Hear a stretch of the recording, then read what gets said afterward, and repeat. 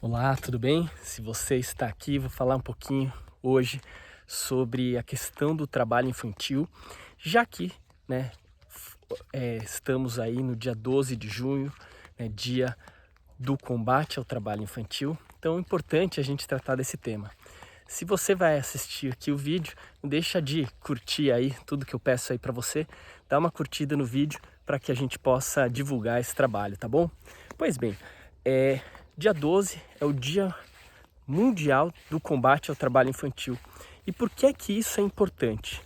Porque nós temos, né, no nosso país, né, uma cultura de admitir muitas vezes o trabalho infantil, dizendo, né, que é um trabalho que é bom porque a criança sai da marginalidade, ela não entra né, não comete crimes, não participa do tráfico de drogas. No entanto, esse não é o caminho que a legislação, que a Constituição buscaram para combater essas mazelas, né? Ninguém quer, logicamente, que as crianças pratiquem crimes, que as crianças usem drogas, participem do tráfico de drogas. Isso é realmente deplorável, né? Inclusive são consideradas essas situações as piores formas de trabalho infantil, conforme, né, a normativa internacional e também nacional, né, o decreto da lista TIP, enfim. Então é considerado, na verdade, uma das piores formas de trabalho infantil, né, Convenção 182 da OIT e o decreto que traz aí a lista TIP, que é a lista das piores formas de trabalho infantil. Bom, e dessa situação da criminalidade para o não trabalho, e você dizer que o trabalho é importante para evitar isso, nós temos aí uma distância muito grande para o que é o ideal, né? O ideal é realmente que a gente tenha políticas públicas efetivas de assistência social para as famílias dessas crianças que estão em situação de trabalho, porque realmente, quais são os motivos aí, os grandes motivos pelos quais nós temos o trabalho infantil? A gente pode citar dois principais. Um deles é a superexploração. Por quê? Porque quando você tem o trabalho de uma pessoa que não pode trabalhar, normalmente a gente tem uma situação de marginalidade, de exclusão de direitos, porque essa pessoa que não pode trabalhar e a sua família aceitam condições que trabalhadores maiores de idade, aí, maiores de 18 anos ou de 16 anos, dependendo da situação, né, se for autorizado já ao trabalho, eles não aceitariam. Por quê? Porque eles podem ter uma situação regular de trabalho. Então, aqueles que não podem ter uma situação irregular de trabalho acabam aceitando condições diversas, né? Então, pagamentos inferiores ao salário mínimo, sem qualquer outro benefício, né? Obviamente. Então, apenas, né, as partes convencionam um determinado valor, muitas vezes, como eu disse, né, inferior aí ao salário mínimo, para que o trabalho seja realizado. Então, eu tive um caso, por exemplo, que era um pequeno comércio em que o comerciante, para ajudar aí as famílias, contratava dois adolescentes ali de 14 anos para fazer entregas, né? Eles não eram aprendizes, só para deixar claro. Fazer entregas e pagava ali R$ 200 por mês para cada um por 4 horas de trabalho. Então, vejam só como é a situação, né?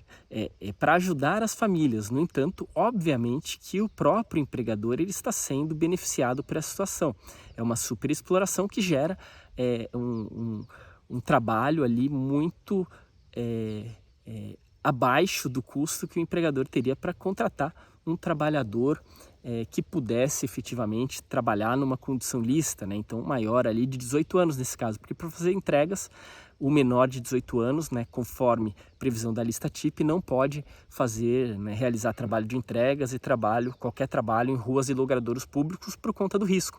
Mas veja, você contrata adolescentes que muitas vezes têm condições físicas até melhores, ou seja, para fazer entregas eles de bicicleta, eles vão ter muitas vezes rendimento melhor do que do que alguém com 18 anos, do que eu, por exemplo, com certeza, né, que já tenho um joelho ruim, que tenho dificuldades aí por isso para andar de bicicleta. Enfim, você teria um adolescente numa situação muito melhor, muito mais vantajosa, inclusive para o empregador, por um custo muito menor.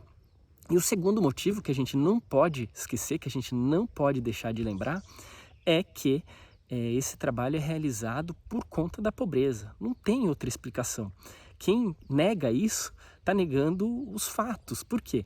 A gente tem claramente o trabalho de menores de 18 anos daquelas famílias que não têm boas condições de sustento da sua família.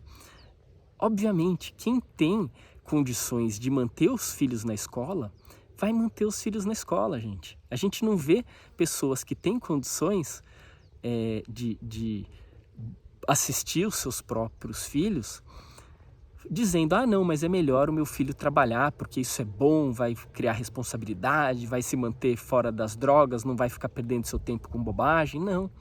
As pessoas que têm condições, elas deixam seus filhos em casa, deixam os seus filhos brincando, no período agora de isolamento do Covid, deixam seus filhos em casa, né, brincando, estudando, né, o quanto possível. Então a gente quer o quê? Quer isso, quer a educação se desenvolva. E as famílias que também não têm condições também querem isso, né? Se o trabalho acontece, ele é por necessidade, ele não é por nenhum outro motivo. Então é importante a gente destacar isso porque faz uma diferença muito grande de perspectiva quando a gente admite que o trabalho acontece justamente por esse motivo, né? O motivo é de pobreza e de necessidade de complementação de renda. Então por isso é que a gente tem que exigir dos poderes públicos, né, que façam que tomem as medidas necessárias para a melhoria das condições sociais da população. E isso é fundamental. Isso é que deve ser feito. Inclusive o Ministério Público do Trabalho ele tem projetos nesse sentido, né? Então projetos de exigir dos poderes públicos municipais, principalmente, que são aí mais responsáveis pela educação, de tomar políticas públicas efetivas para garantir a educação. E obviamente que aquele que trabalha, ele vai ter um desempenho pior, né? Porque na escola também, porque aquela criança que ficou descansando, que ficou brincando, isso ajuda com certeza na criatividade, no desenvolvimento da criança.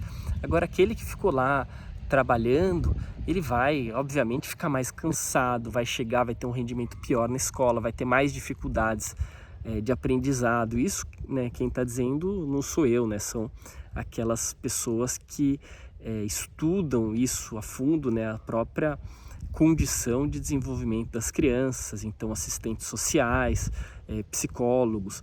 Então são trabalhos que existem e que trazem essa ideia de que o trabalho ele realmente atrapalha o desenvolvimento como um todo da criança, sem contar aqueles trabalhos que são realizados com uma grande carga física que vão prejudicar, né, o desenvolvimento físico da criança e que vai trazer problemas para o futuro com toda certeza, e problemas que inclusive acarretam aí gastos públicos também, se for pensar, né? Porque no futuro essas crianças terão que usar os serviços públicos de saúde por conta de um trabalho que foi desempenhado, né, quando eram ainda crianças, pessoas em desenvolvimento. Então vai pensar um trabalho altamente exaustivo, por exemplo, num corte de cana, ou trabalhos aí de construção civil, que você vai me dizer, ah não, mas isso não acontece. Sim, acontece, está lá na lista de trabalhos realizados, declarados ao Ministério do Trabalho e Emprego, funções como essa que foram autorizadas, né, muitas vezes inclusive judicialmente, esse tipo de trabalho, né, muito embora não pudessem ter sido autorizadas, mas acabam sendo, tá? Então, lógico que isso é até uma minoria, né? Porque a maioria dos casos eles vão ficar mesmo na clandestinidade. Bom, então era essa mensagem que eu queria passar aqui em lembrança aí ao dia 12 de junho, que é o dia do combate ao trabalho infantil. Eu defendo essa causa, apoio essa causa, espero que a gente possa um dia ter realmente um país que tome isso como uma prioridade, tá bom? Um grande abraço, até mais.